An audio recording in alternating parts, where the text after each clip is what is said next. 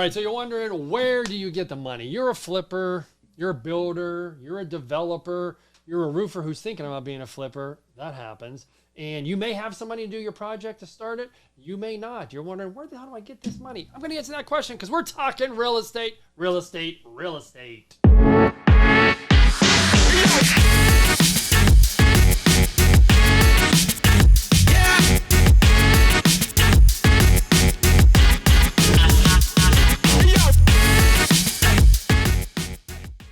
All right, so I have two gentlemen here today. I know one. We're going to get to the second one here in a bit. Tell me who you are and why the hell are you sitting in front of me? Thanks, Brian. I am David Dugan. You know that already. I have been with Fund That Flip for about 2.5 years. Started just at the right time. Just prior to COVID happening. Right. I had previously overseen the Cleveland markets, Pittsburgh markets, basically Northeast Ohio, Western Pennsylvania. I have since moved on to more of a regional role here in the Midwest to help get some of those. Help get some of those markets up to speed.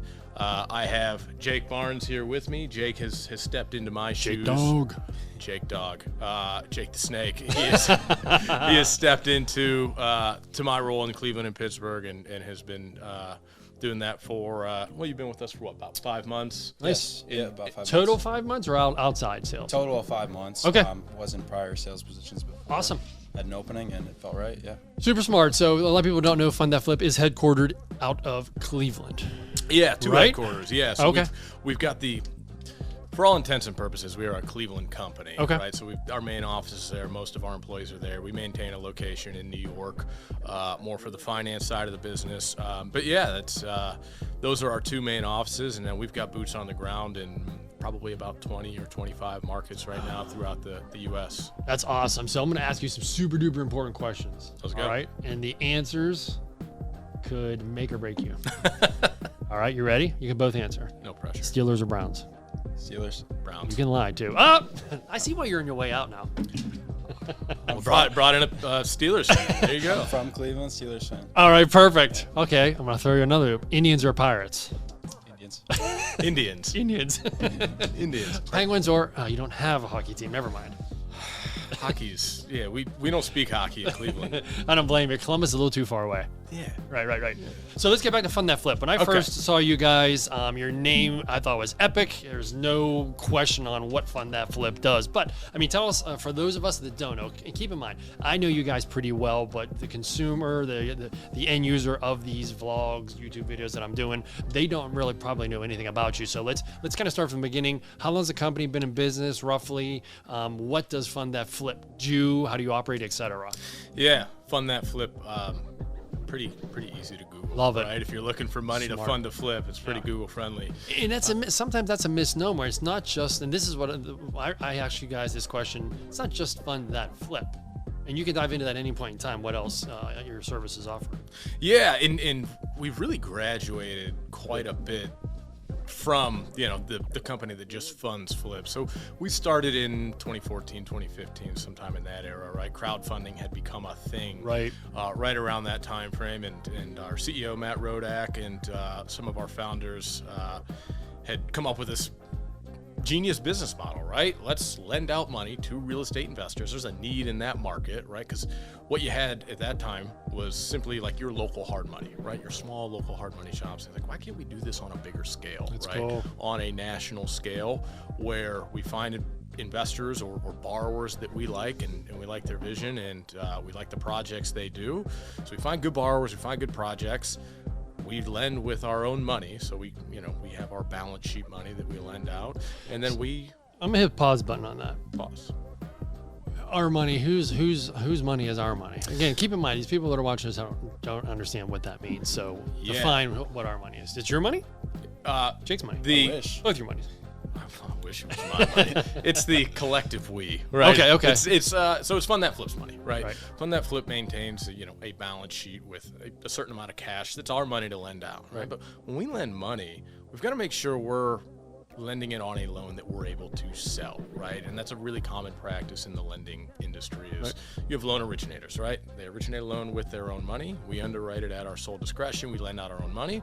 Once we do that, we've got to make sure that loan's positioned and structured well enough that we're able to sell it to the secondary markets, right? Interesting. Has it always been like that? It's always been like that, right? So I think Matt Rodak probably has a much more detailed story about, his finance relationships, we'll say, in the beginning of the company, but it really started with our crowd of accredited investors, right? So I'm glad that's what I was going to ask. Like, where did the money come from? You went to a bunch of rich people and said, "Hey, you have extra money, we need it." Well, I mean, you got to think it started on a much smaller scale, right? We're lending $100,000 at a time in 2014, 2015. So we had that initial seed capital, lend out $100,000. We offer it to this crowd of accredited investors. They fill up that $100,000 through increments of $5,000 or $10,000 from their 401ks or whatever, right? So we started there, and then we began to attract more, call it institutional capital, right? So hedge funds, private equity firms, insurance companies that we call aggregators that buy up debt, right? They buy whole loans or tapes of whole loans, right? And so that allowed us to scale up faster and lend our cash out at more velocity, right? So when we started at this really small scale, $100,000 at a time, now we're at a scale where we can lend out $100 million, $120 million in a month, right? And we can turn that capital and make sure that, hey, if Brian comes to us for a fix and flip loan or a development loan or a fixed to rent loan, we've got the cash for you. That's cool. And if you come to us the next week for another project, we've got the cash for you, because it's just turning it at velocity with the help of, the secondary capital partners on the back end of the business. Fascinating. You probably grow because you have success, and people smell success, and they're like, we need to get our money in with those guys. Yeah, exactly. I think, with growth and success comes brand recognition. And I think, we've grown in certain markets. I think when I first started running around in Pittsburgh and Cleveland, some people had heard of us. And then, over the last couple of years, we've seen what's happened to the real estate market. I think we've grown with that. And I don't want to say we're a household name here. I think that's a little braggadocious, but I think people in the investment world certainly know who Fund That Flip is when they hear our name. I'm heavy in the investment world in Pittsburgh, and I think I sometimes test the investor, right? I want to see how tenured they are. And I ask them if they know certain companies, certain people, and I may even make up a company name here and there. And if they haven't heard of them, I'm like, oh, wow, you haven't heard of them, really? And I think to myself, okay, you haven't been in it long enough, or you're new, or you're just not running in the right circles yet. And then, of course, I say you should check these guys out. Thanks. we appreciate that. Referral fee. So, I mean, the market's always shifting no matter what. Even in normal times, it's kind of crazy. It's so cliche to say shifting and, redirect and all that stuff. But we are. So, and I was in close communication with you guys during the pandemic. So it took us all by storm. How did the company get affected by that? Yeah, I mean, I think you're spot on with the market shifts thing, right? I think it's just ebbs and flows of any market, right? And it's a hard shift. Right. That was just a kind of a wall that everybody hit. So I was brought on to the company about a month prior to COVID happening. So I was just, kind of getting a feel for my seat there, right? Yeah, wet behind the ears, like trying to figure out what's going on. And all of a sudden, like, the world got shut off, right? And there was still demand for loans, right? There was still people that wanted loans, but I mentioned the secondary markets, the hedge funds, the insurance companies, right? The aggregators that buy our loans, they all in one day, it was March 25th, 26th, sometime in that time frame of 2020, said, yeah, I know yesterday we said we're still buying loans, today we're not. And that's indefinite. We don't know how long we're not going to buy loans for. We're gonna wait and see. We don't know what's going on. We're going to wait for the dust to settle. So out of necessity, we kind of said, well, okay, well, hey, we got to kind of go on pause for a little while too, right? We got to figure out what's going on here, because if we just continue to lend at velocity, like we're going to burn through our capital. We don't have anywhere to churn it. Not even that, but I mean, most people weren't working. I know in Pittsburgh, we were a complete shutdown. Yeah, Pittsburgh was a problem for us. Pittsburgh, New York City, where real estate was for some reason deemed a non-essential. It's nuts. Right, and so you had job sites boarded up, and you had people calling us and saying like, "Hey, my loan's coming to maturity. I know, I can't do any work." And so, people in that situation, we worked with them on kind of an individual case-by-case basis and got them to the right place and made sure everybody was taken care of.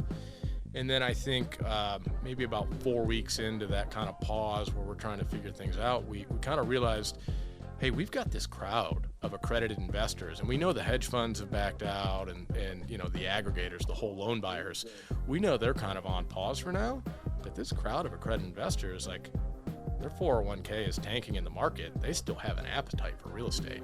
They were still pumping money into our loans. We said, well, we think they can carry us through some of these hard times. And so we were able to move a lot of our loans through that crowd platform.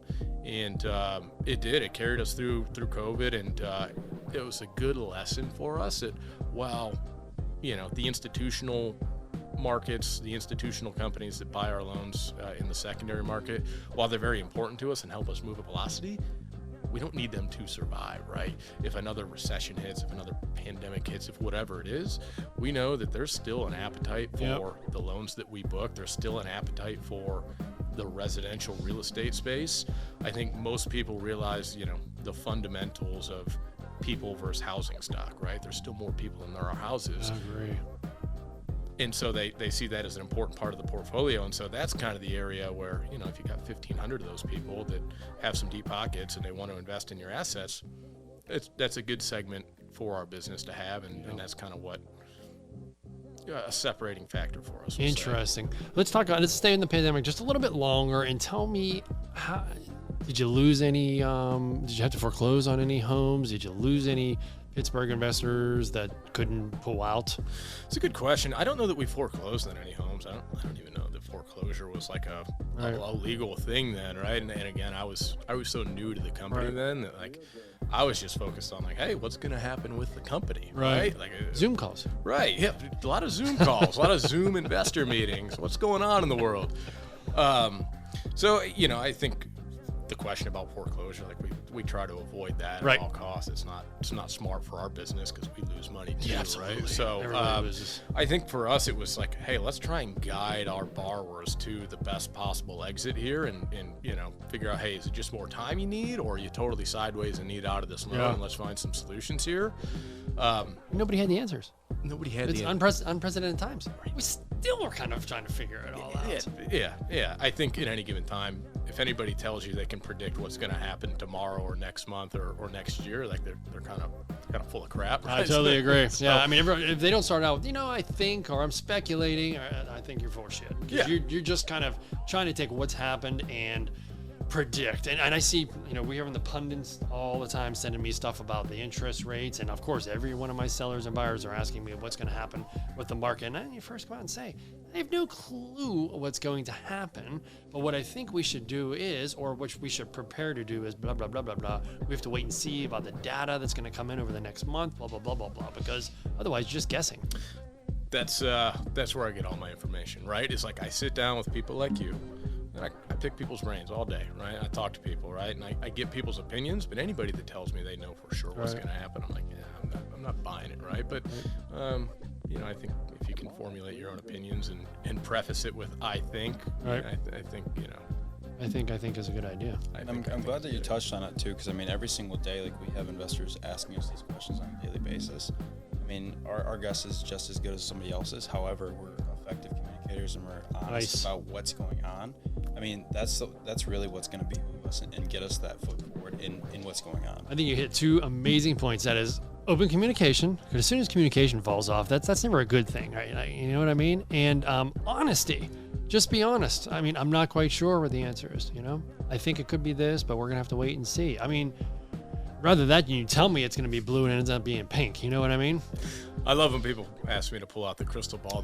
Hey, what's going to happen? I'm I don't know. Is it a boy or a girl? I don't know. Yeah. What's your guess? Let's roll with that. Yeah. It's great. So we're going to put a little pin in. We're going to button up pandemic times because I know that's always a big deal. But last question I wanted to ask is, what has Fund That Flip learned from it? And what protocols have you put in place, or plans, or backup plans, or what rules have come out of COVID for Fund That Flip? Yeah, so I think, if I go back to kind of the main thing we learned is diverse capital stack, right? We don't depend on just one or two capital partners to float our loans to, right? We don't depend on one loan buyer to bankroll us.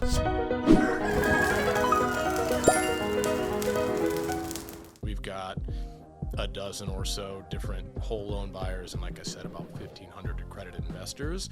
And so as appetites of those different capital partners change, we can remain relatively unaffected to a certain degree, right? And I think that's something we can touch on more later. But if one says, hey, we're losing our appetite for big new construction projects, we probably have another one that says, yeah, we're still interested in that, right?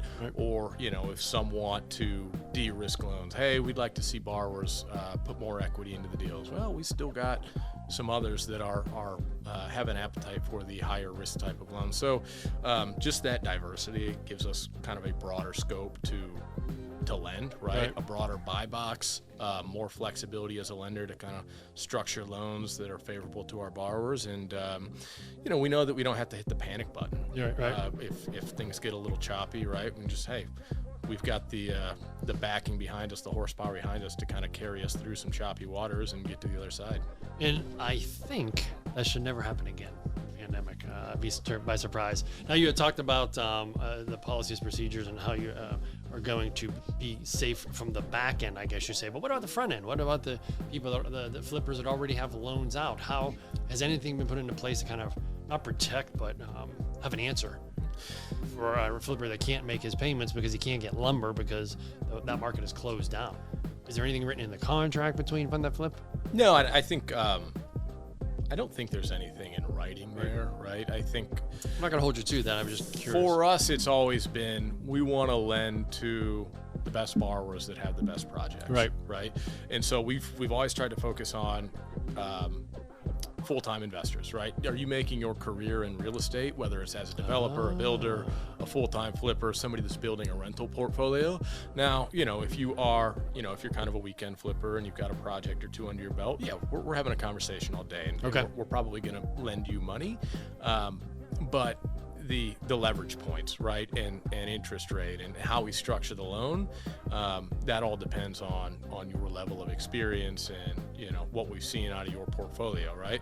So if you're a little bit newer to the space, we're going to ask you to put a little more equity into the deal. That's how we protect ourselves. Oh, that makes sense, right? Do the interest rates change at all based on your level of experience? Yeah, they do. Okay, but I mean, they should. When we're talking about a 9 to 12 month loan, if your interest rate is varies by a point.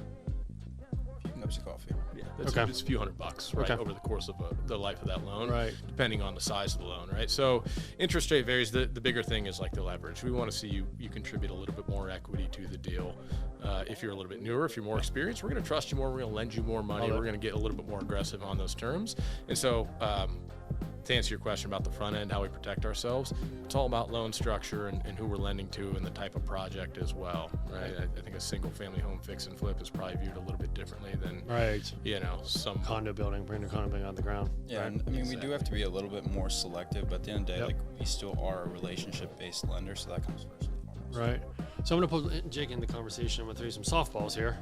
For those people that don't understand, maybe they've been using their own money, maybe they haven't, kind of tell us what hard money might be, the length of the term you prefer, or most hard money lenders prefer, general interest rate, and how all that works. So I kind of want to blueprint it for somebody that might be thinking, this is kind of a sales thing that I'm kind of setting up here right now, but what's the process? Yeah, absolutely. So as a newer investor, I myself am into like house hacking duplexes. Cool. So to get started, you probably are using your own cash. Right. Maybe $100,000, $50,000 at a time, which can be quite a bit.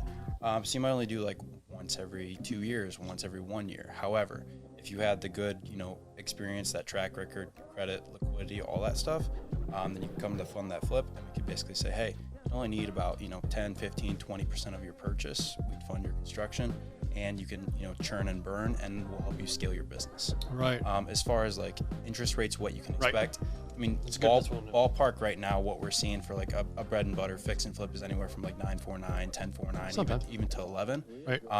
But I mean, after you air this, that could be changed. Understood. Right. Full disclosure, that's at June 20, whatever. So that may change. We're not saying that's what it's going to be forever. It's just what the market we're in currently. Yeah. And I mean, we're very reactionary to like, the Fed waking up saying, hey, the rate's up 0.75 points. We have our capital partners who are reactionary. We're reactionary to them. However, they've all given us really good feedback as of lately, like, hey, you guys are doing the right things. So I guess that's kind of like a blueprint, and like somebody looking to getting into the investment space can utilize us and grow their business. Length of the term preferred and max? 12 months and under. Now, if it's like new construction, they need to Right. pull permits and stuff, we will go 18, 24, as long as it makes sense. What happens if it's not new construction and they run into a problem for whatever reason, pandemic, or they just mismanage money or whatever, and they need 13, 14, 15, or unknown amount of months? So is there a penalty? So they would come to myself or David. We would hope that they would at least kind of foreshadow that this was happening.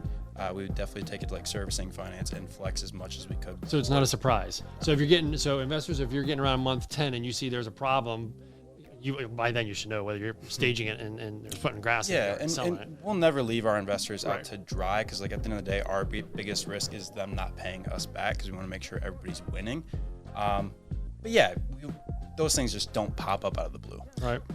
Our big thing is like alignment and shared risk, right? So communication is the best thing to solve that, right? If you're in a project and you're feeling like, I'm getting a little sideways here, I'm in Right. 10 of a 12-month loan and there's no way I'm finishing in 2 months, come to Jake or I and tell us, so we can, all right, how long do you need, right? Yeah. Do you need 3 months? I'll get you 3 months. Do you need 6 months? Okay. I would be like, we can have 3 more months, but what's the plan? Exactly. You can't just say I need 3 more months. Like, are you going to go trade some crypto and get me my money immediately, or what? Right. And that's kind of like, Right. okay, you're short on cash. Where are you going to get the cash Exactly. to advance What's the plan? construction, right? And so I think some investors, and I know currently some, we can talk offline, that are a little sideways, and I'm just wondering if they're in denial. I think some are in denial sometimes. I could do it. Like a gambler. It's a lot easier for us. Let me put it this way. If you come to me as somebody that's just kind of getting a little sideways and feeling like, I need more time, or like things are getting a little weird with this project, that's a lot easier conversation if you come to us first and say like, hey, this is my situation. This is what's going on. Here's my plan. Can you help me through it? Right. The answer to that's like always going to be yes. We're going to find a way to help you through it, because it's in both of our best interests. Right. Versus like we get to month 11 and our service team, calls us and say, hey, Mr. Brian's not making his payments. Or No answer his phone. Brian's been in this loan for 11 months and hasn't taken a single draw yet. It seems like he's not advancing construction. Do you know what the story is there? And then that's more of a difficult conversation, because now we're up against it. I got to come to you, Brian, and say, Brian, like, what's going on? Are you advancing construction? So that's interesting. So it might not be a matter of me not paying you. It might be a matter of me not taking the money. Is what you're saying? Yeah, I mean, at the end of the day, we Interesting. fund. I never even thought of that scenario. Yeah, we fund acquisition and rehab, right? Right. So our first indicator that a project isn't going well is if somebody's not taking their rehab money. Now, some people honestly just have, they're just cash flowing it themselves, and they're like, just forgot to take the draws, right? I've been flush with cash. Oh, okay, that's fine. Interesting. But An interesting thing to forget, but okay. it happens. Big liquidity events. I mean, some of these guys have some pretty big bank accounts. Yeah, okay, You I just get find you. a couple million under a couch cushion or something. Oh, right. like that. I'm thinking my small peanuts over here I got. Yeah, you and me both. But what some people for some reason forget about it, right? But for most Interesting. people, it's like, hey, if they haven't taken a draw and they're several months into the loan, like they're probably not advancing construction very well. Right, So right. how do we work through that? Does that hurt you guys? It I doesn't. mean, like, where's the money at if they don't take it? So your investors gave it to you, and it's already in your. It's part of the loan, right? If I lend you $100,000 and You sign the paperwork, and I'm going to do it. yeah, but I just don't do it. We put 60 out on the acquisition. We hold back 40 for your construction, right? And like you just like it's escrowed, right? But if you just don't touch it, it just sits there, right? And so Right. that's there for you to draw out to help. And we have different Keep ways things of moving. how it's set up too. Like, at close, your interest would start accruing versus a larger construction holdback where, you pull the money out, then the interest starts accruing. So that way we're not like, wrecking our investor over interest. We're kind of on their side, and it's built like to help them out as best as possible. Right, and then you bring up the interest, and you talk about the rates a little bit. So for those of you that don't know and don't understand, say it's 10%, just for round numbers. 10% of what? Give me a little math example of somebody. Yeah. So I'll give you two examples. Okay, perfect. There's two types of interest, right? There's your standard kind of fix and flip loan interest. We call it Dutch interest, right? That's kind of the industry term. Okay. Most people just, hey, it's a fix and flip loan. If you borrow $100,000, no matter how much we lend out at acquisition versus how much we hold back, you're going to pay interest on the full $100,000, right? Wow. So generally, you pay a little bit lower of an interest rate for that by 75 basis points, maybe 100 basis points, right? So you pay a little bit lower interest.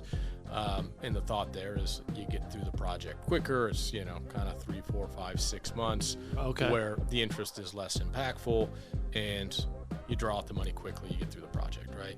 For a big new construction loan, right? You're building townhomes, you're building condos, right? Maybe you're building a few single family homes. Right. Or even if it's just one single family home. Right. We have what we would call tranche interest, construction tranche, which is what most people would think of as a construction loan, where interest is only accrued on what is drawn out. So all those funds that are tucked away in your construction escrow that you would be drawing from, those don't accrue interest until you draw it out, right? And so you pay a little bit of a premium on interest there, again, 75 to 100 basis points higher. But generally, you know, if you got a few $100,000 to a few $1 million tucked away in that escrow, it can save you a lot of money, right? So those are the two styles of interest, and it really just depends on the project you're doing. Right. So there's no one blanket answer. Right. Fascinating. So custom products almost for each individual thing. Yeah, I mean, I'm sure Jake could speak on this too, but we've got, you know, fix and flip was kind of where the company was born out of, right? Single family home, fix and flip up to 4 units. And since then we've been doing large new construction projects. I kind of touched on some of them. Let's go into that actually, because that was going to be one of my next questions is maybe a name changes in the future. What else do you guys fund? Tell the consumer. Go ahead, Jake. Yeah, so I mean, we found a lot of things. Obviously, we touched on it, new builds. We got our bread and butter, our fix and flips. Residential, yes. You do any commercial? We do not do commercial. Okay, however, we will consider mixed use 50-50. Currently, right now, holding off of that. Okay. Normally would also consider, you know, cash out refis. We'll do those as long as there's value add right now. And then in the normal world as well, we would do, you know, your land bridge where, you know, you might have to buy some land, pull permits, and then do that new build. But right now, for the time being, like our response to the rising rate environment is we will entertain any loan with value add within the term of it. Interesting. So, for example, let's just say I want to build a house. I'm going to even use an example that's relevant. It's going to cost $500,000 total. How much would I have to? And you know me. I'm not your top experienced person, but I'm not fresh out of college. How much would I have to put down towards a $500,000 new construction that's going to be worth $700 or $800 after? Yeah, so that's rough numbers. This is a fun example, right? So like there's a lot of different directions we can go here. Like one of the questions I would ask you, and this is I think Jake mentioned relationships. I think this is one of those areas where instead of, hey, here are your terms, this is what we would do, we'd sit down with you and I'd ask you a series of questions. Okay. So do you own the land already? Yes. You own it free and clear? Yes. Okay.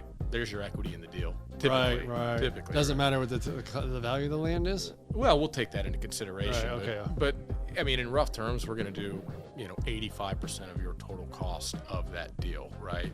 And for new construction, depending on the time frame we're in and what the market's doing, we could do anywhere between 50 to 65%.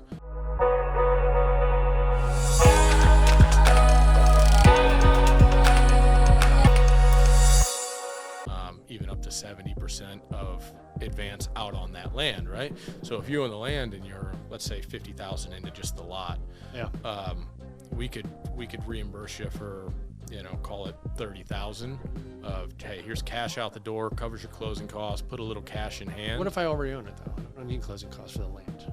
Then we just set you up with basically what would likely pencil out to 95 to 100% of your construction. And there's a reason why I'm framing this way. It's me more for you than him.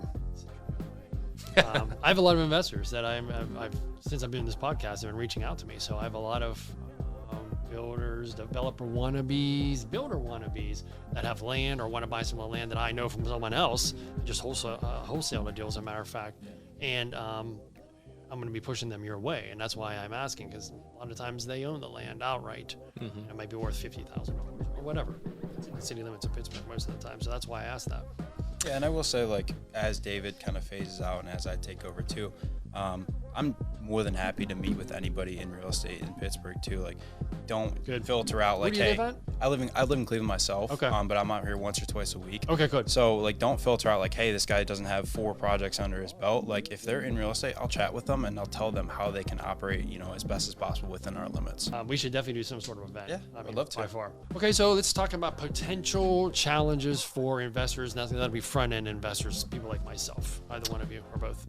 So I think it could be a number of different things, and I think it depends on kind of where the market heads, right? Like we talked about market conditions, right? Ebbs and flows of any market, but specifically the real estate market. I think some of the challenges, if I'm going to give my prediction, please, right? I'm not what you think. It's what I think, right? This is my prediction. I will not claim to know anything. I don't have a crystal ball. But it kind of feels like as interest rates rise, we're feeling a little bit of correction in the real estate market. Things are starting to soften, right? And you're giving the answer that I tell most of our investors, where they're, some are in a panic mode. I'm like, hey, this might be a good thing for you, right? So as far as challenges, if you're doing the BRRRR strategy, right? If you're buying, renovating, doing the refi thing, you might have challenges with your deal penciling out. You might have challenges with appraisals now, because I'm starting to see appraisals come back a little bit lighter. I think appraisers are trying to get ahead of a market penciling out, for those that don't know, and it's a term you like to use. What does that mean? Just making sure it's profitable, making sure the numbers make sense. Yeah, right. And so, whereas a deal might have been profitable, made sense, penciled out at a 4% interest rate, maybe it doesn't at an 8% interest rate, right? So you might see some challenges there.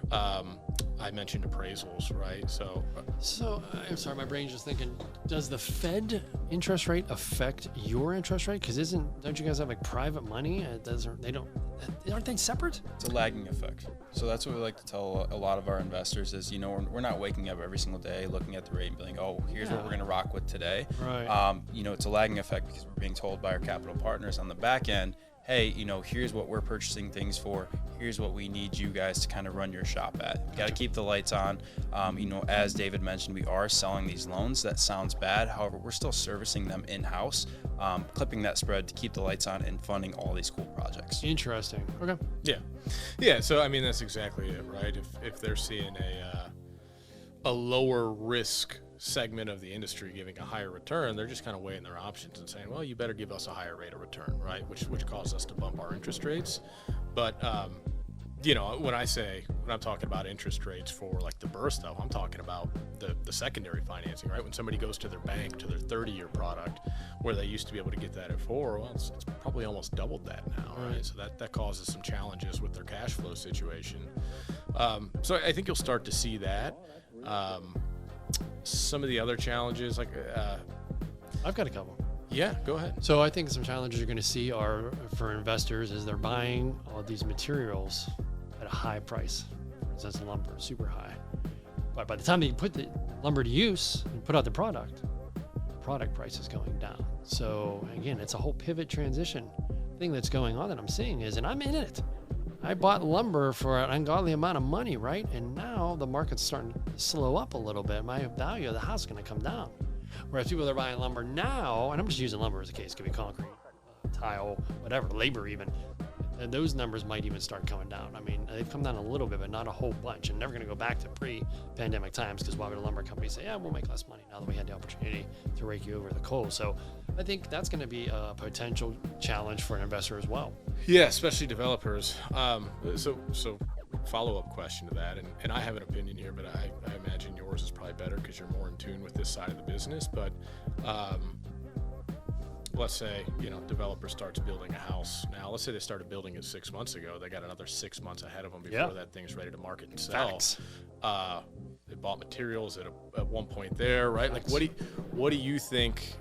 Do you think there's a potential decline in the market where maybe those projects don't have as much profitability? Maybe they come into a negative spread. Do you think there's challenges with selling some of those projects? Yes to all that. Depends how it pencils out.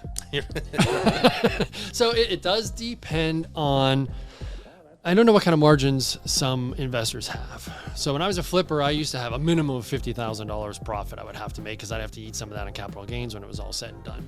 As a developer, a couple $100,000 is what we shoot for, because there's going to be overages and all that. So if you're in the negative, you really don't have a big enough margin built into that, because the home value is going to come down a smidge. I'm telling all the sellers it was ultra white hot before. We know it was never going to maintain that. It wasn't sustainable, but you're not worth $80,000 less than you were before. You might be $20,000 less, $15,000 less. Like I just have a duplex, for example, in Squirrel Hill that we have listed for $425, right? It's been on the market for over 30 days. Got a couple of showings, nothing to do with Fund That Flip, just a market scenario. We got a couple of showings. We started, one unit was vacant. He decided to fill it from July 1st. We were talking about doing some price adjustments. Full price offer just came in last night. That's fantastic. Can't make this shit up. Why would you give us full price? You see us sitting on the market and sight unseen with no inspections. And we didn't have it pre-inspected. Were they out of state?